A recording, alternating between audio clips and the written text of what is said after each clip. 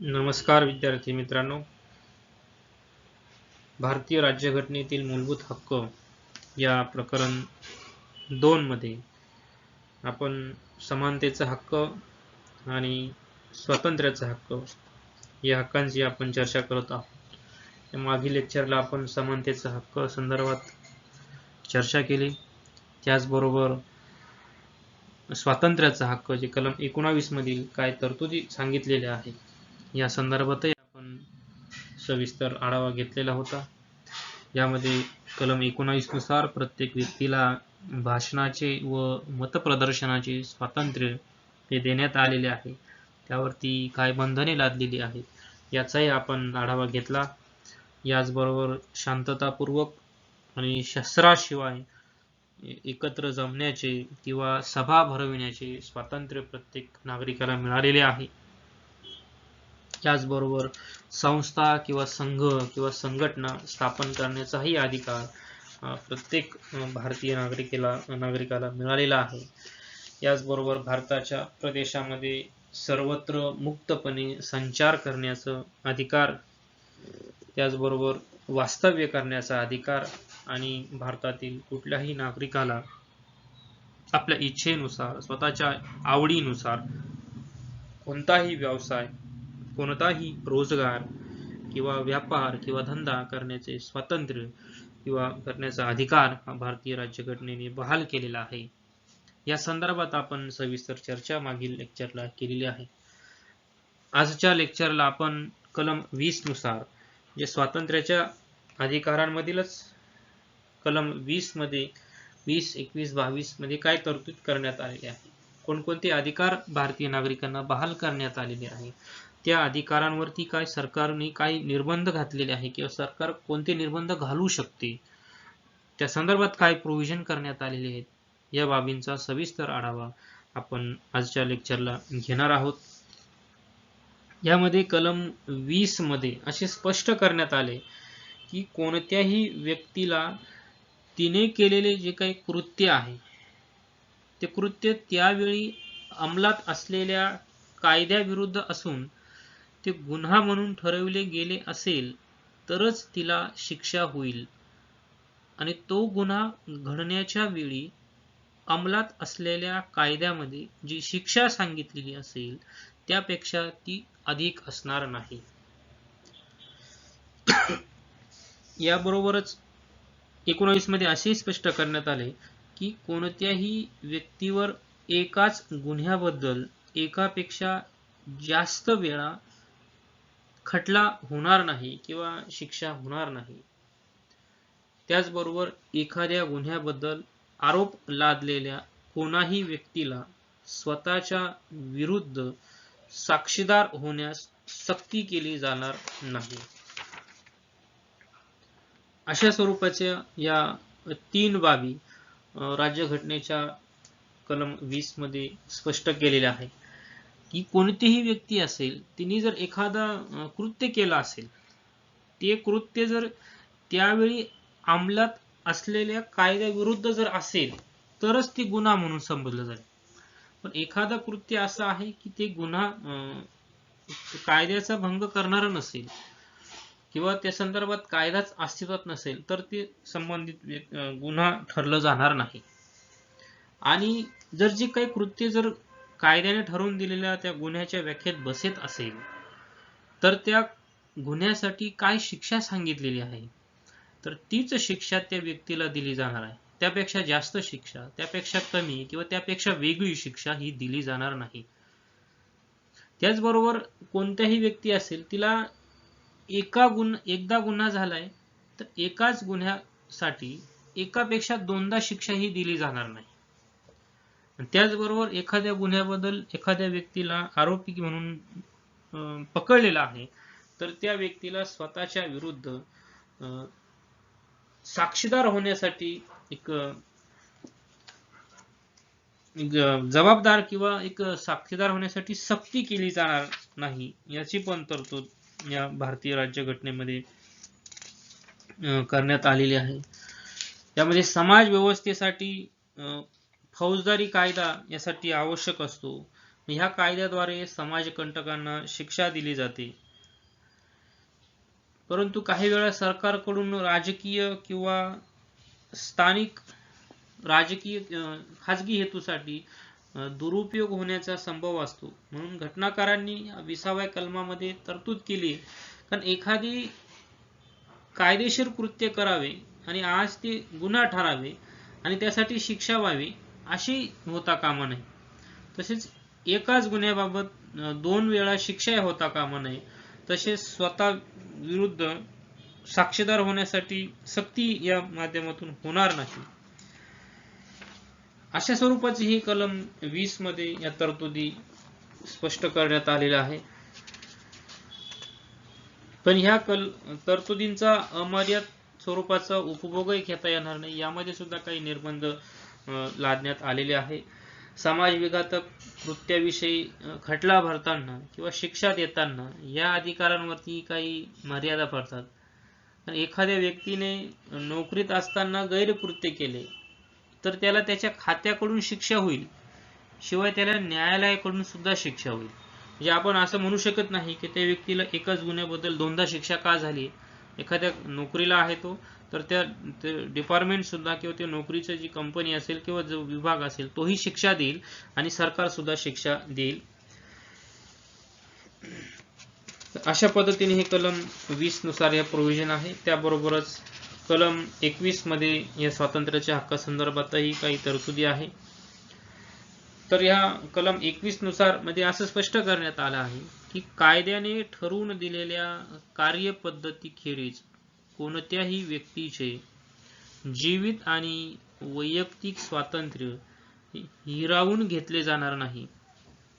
घटनेच्या या कलमामध्ये कायद्याने ठरवून दिलेल्या पद्धतीनुसार अशी शब्दयोजना केली असल्यामुळे संसदेने पास केलेल्या कायद्यानुसार जीवित व वैयक्तिक हक्कांवरती मर्यादा घालता येतात. संसदेने केलेल्या अशा कायद्याची वैधता न्यायालयाला ठरवता येत नाही, असे सर्वोच्च न्यायालयाने A.K. गोपालन विरुद्ध मद्रास राज्य या खटल्याचा निर्णय देताना स्पष्ट केले आहे. या कलमानुसार न्यायालय कार्यकारी मंडळावर नियंत्रण ठेवू शकते, कायदे मंडळावरती नाही, अशी मर्यादा न्यायालयाने आपणहून स्वीकारलेली आहे. आत्माराम विरुद्ध मुंबई राज्य तसेच रामसिंग विरुद्ध दिल्ली राज्य या खटल्यांचा निर्णय देताना न्यायालयाने तसा खुलासाही केलेला आहे. थोडक्यात एखादा कायदा संमत झाला म्हणजे त्याच्या योग्यतेची चौकशी न्यायालय करणार नाही, परंतु त्याची कार्यवाही योग्य झाली आहे किंवा नाही हे ठरवण्याचा अधिकार हा न्यायालयांना निश्चितपणे आहे. त्याचबरोबर कलम 22 मध्ये काही प्रोव्हिजन आहे ते सुद्धा या स्वातंत्र्याच्या हक्कासंदर्भातच आहे. या कलम 22 मध्ये असं स्पष्ट करण्यात आलंय की जर एखाद्या व्यक्तीला अटक केली तर त्या व्यक्तीला शक्य तितक्या लवकर अटकेची कारणे कळल्याशिवाय अटकेत ठेवले जाणार नाही.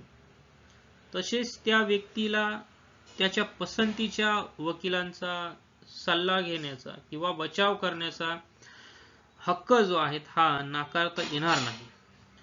अटक केलेल्या व्यक्तीला 24 तासांच्या आत मॅजिस्ट्रेट समोर उभे करण्यात येईल आणि मॅजिस्ट्रेटच्या हुकुमाशिवाय त्या व्यक्तीला अधिक काळ अटकेमध्ये ठेवता येणार नाही. जे अतिशय सर्वसामान्य व्यक्तींना म्हणजे इथं पोलिसांची हुकुमशाही किंवा प्रशासन यंत्रणेची हुकुमशाही इथं निर्माण होऊ नये, सरकारची हुकुमशाही निर्माण होऊ नाही, पोलीस बळाचा वापर करून सरकार सर्वसामान्य जनतेचं स्वातंत्र्य इथं मर्यादा लावू शकत नाही. अतिशय महत्त्वाचा हा कलम आहे. जर एखाद्या व्यक्तीला अटक केली असेल, ते गुन्हेगार असेल किंवा संशयित असेल, तर त्या व्यक्तीला त्या अटकेचे कारण सांगणं अतिशय आवश्यक आहे. ते कारण त्या व्यक्तीला कळल्याशिवाय तिला अटकेत ठेवता येणार नाही. आणि अटक केलेल्या व्यक्तीला तिच्या स्वतःच्या इच्छेनुसार कोणत्याही वकिलाचा सल्ला हा घेण्याचा अधिकार असेल. यामध्ये तो अधिकार पोलीस नाकारू शकत नाही. त्याचबरोबर एकदा अटक केल्यानंतर 24 तासाच्या आतमध्ये त्या संबंधित व्यक्तीला मॅजिस्ट्रेट समोर हजर केलं जाईल आणि मॅजिस्ट्रेटच्या परवानगीशिवाय कुणालाही जास्त वेळ अटकेमध्ये ठेवता येणार नाही. अशा प्रकारची एक गुन्हेगारांना सुद्धा किंवा संशयित लोकांना सुद्धा एक दिलासा देणारी किंवा त्यांना स्वातंत्र्याचा उपभोग घेण्याचा हा मूलभूत हक्क देण्यात आलेला आहे. परंतु या अधिकारावर सुद्धा काही बंधने लादलेली आहे. तर ती म्हणजे जो त्यावेळी जर परकीय शत्रू म्हणून गणला गेला असेल एखादा व्यक्ती किंवा जो प्रतिबंधक स्थानबद्धतेच्या किंवा अटकेच्या कायद्यान्वये अटकेत ठेवला असेल तर त्याच्या बाबतीत हे अधिकार लागू होणार नाही.